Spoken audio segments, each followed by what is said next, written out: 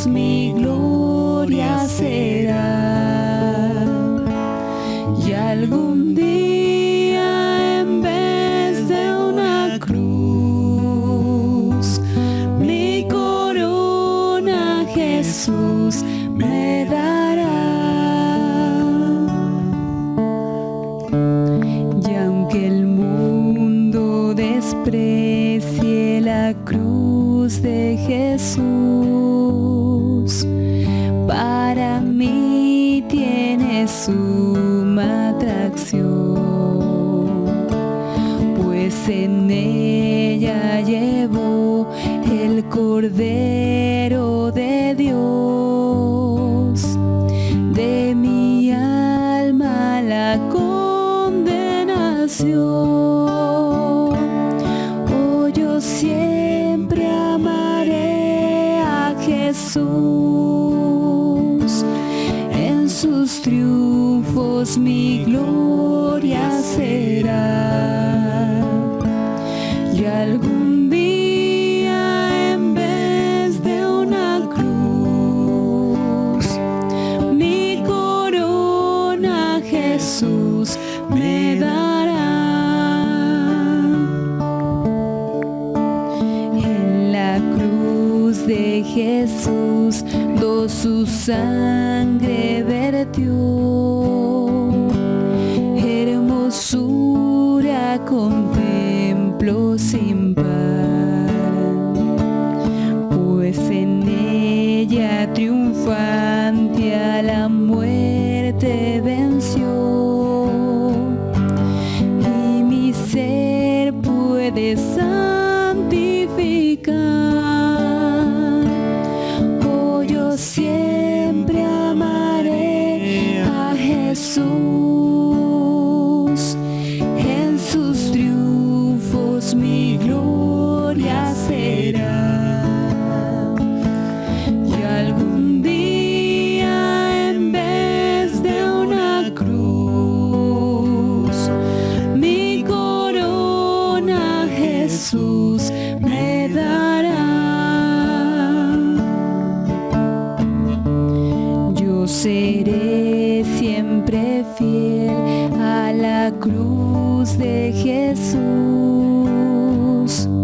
su oprobio con él llevaré, y algún día feliz con los santos en luz, para siempre su gloria veré. Oh, yo siempre amaré a Jesús,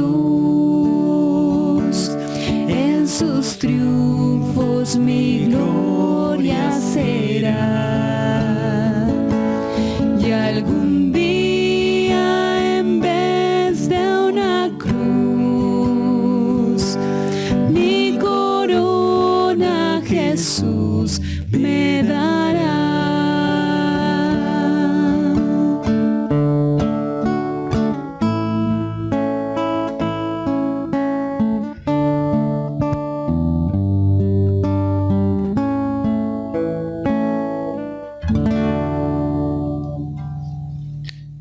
Buenos días a cada uno de ustedes. Bienvenidos nuevamente a un nuevo estudio de este día domingo con el título La Primera Resurrección.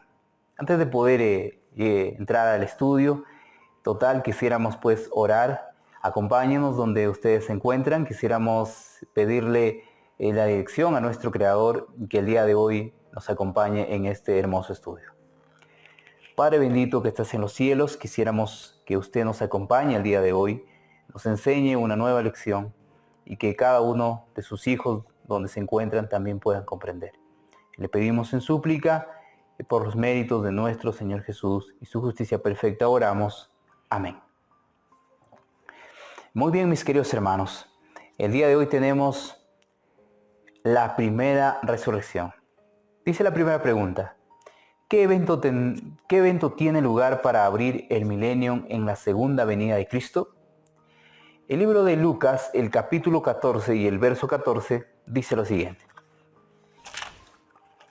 Libro de Lucas, el capítulo 14 y el verso 14 menciona lo siguiente. Y serás bienaventurado, porque ellos no te pueden recompensar, pero te será recompensado en la resurrección de los justos.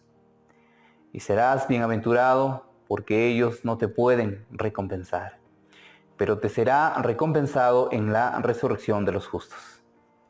Eso es lo que dice el libro de Lucas, el capítulo 14 y el verso 14. Entonces, mis queridos hermanos, el día de hoy tenemos pues este maravilloso mensaje donde se encuentra la primera resurrección, y en este momento vamos a corroborar con el espíritu de profecía. Entonces dice: pronto apareció la gran nube blanca. Parecióme mucho más hermosa que antes. En ella iba sentado el Hijo del Hombre. Al principio no distinguimos a Jesús en la nube, pero al acercarse más a la tierra, pudimos contemplar su bellísima figura. La voz del Hijo de Dios despertó a los santos dormidos y los levantó revestidos de gloriosa inmortalidad. Los santos vivientes fueron transformados en un instante y arrebatados con aquellos en el carro de nubes. Noten lo que menciona el espíritu de profecía. En la segunda venida, cuando Cristo venga por segunda vez, habrá un grupo que haya quedado por resucitar. Es el grupo de la resurrección general. Ese grupo, quienes resucitarán, serán todos los que durmieron desde el tiempo de Adán hasta la época, hasta cuando se predicó el mensaje del tercer ángel. De ahí para adelante hay una resurrección especial, sin duda, pero en esta ocasión, como les explicaba, pues no vamos a hablar de la resurrección especial, sino de la resurrección general. Entonces, mis queridos hermanos, dice que cuando Él venga, los muertos que van a resucitar, cuando el Señor llame, serán pues transformados en un instante, y los que están vivos serán arrebatados. Entonces, irán al cielo. Dice: los santos vivientes fueron transformados en un instante y arrebatados con aquellos en el carro de nubes. Este resplandecía en extremo mientras rodaba hacia las alturas. El carro tenía alas a uno y al otro lado, y debajo ruedas. Cuando el carro ascendía, las ruedas exclamaban: Santo, y las alas al batir gritaban: Santo. Y a la comitiva de santos ángeles que rodeaban la nube exclamaba: Santo, Santo, Santo, Señor Dios Todopoderoso. Y los santos en la nube cantaban: Gloria, aleluya. Primeros escritos en la página 35. Entonces, mis queridos hermanos, cuando el Señor venga por segunda vez, hay un evento que va a marcar la historia para que comience el milenio. En el capítulo 25 del libro de Levítico tenemos algo muy importante, donde tenemos un detalle como para entrar a tallar este estudio. El capítulo 25 de Levítico y el verso 3 dice: 6 años sembrarás tu tierra y 6 años podarás tu viña y recogerás tus frutos. Verso 4 dice: pero el séptimo año la tierra tendrá descanso, reposo para Jehová, no sembrarás tu tierra ni podarás tu viña. Quisiera recalcar o resaltar con estos textos para explicar lo que significa el milenio. La tierra, por consecuencia sin duda del Señor, tiene como creación o tendrá como creación 6,000 años. Lo dice la palabra en el capítulo 25 de Levítico. Automáticamente sabemos que los israelitas trabajaban 6 años y el séptimo año la tierra reposaba, descansaba. Esto significa que la tierra tendrá 6,000 años y al séptimo 1000 año la tierra descansará. Para eso se escribió, y sin duda este es un tipo para encontrarse con su antitipo. Entonces, ¿qué significa esto? Que antiguamente, cuando se daba esta situación, del descanso de la tierra de los 6 años, estaba especificando a los 6.000 años de la creación. Y cuando se hablaba del séptimo año, se está hablando del séptimo 1000 año, o sea, la entrada al milenio. Los que estudiamos esta profecía entendemos su significado. Nuestros hermanos que posiblemente no han llegado a comprender esta parte, el millennium significa que se dará cuando se cumple el séptimo 1000 año de la creación de la tierra. Entonces, la pregunta dice, ¿qué evento tiene lugar para abrir el millennium en la segunda venida de Cristo? La resurrección de los justos, ¿sí? Ese es el evento que marca para comenzar el milenio. El Señor Jesús viene, los muertos en Cristo resucitan, son transformados, elevados y comienza el milenio. En otras palabras, comienza el jubileo. ¿Qué significa un jubileo? Libertad. Estaremos hablando en posteriores videos acerca del jubileo, qué significa el jubileo, qué sucedía cuando se cumplía los 50 años. Entonces, en esta etapa, no tenemos acá en la lección ese estudio del jubileo, no tenemos de los séptimo año, pero estamos agregando, queridos hermanos. Esto estaremos hablando ya en el desarrollo de la lección que vamos a tener el día viernes al día sábado, entonces estaremos explicando. Entonces dice, ¿qué evento tiene lugar para abrir el milenio en la segunda venida de Cristo? Únicamente que la resurrección de los justos, ¿sí? Entonces también tenemos una segunda pregunta. ¿Quiénes son los que yacen en los sepulcros y que al oír la voz del Hijo del Hombre participarán en la primera resurrección? ¿Quiénes son los que yacen? O sea, los que están muertos o están descansando. En el libro de Primera de Tesalonicenses, el capítulo 4,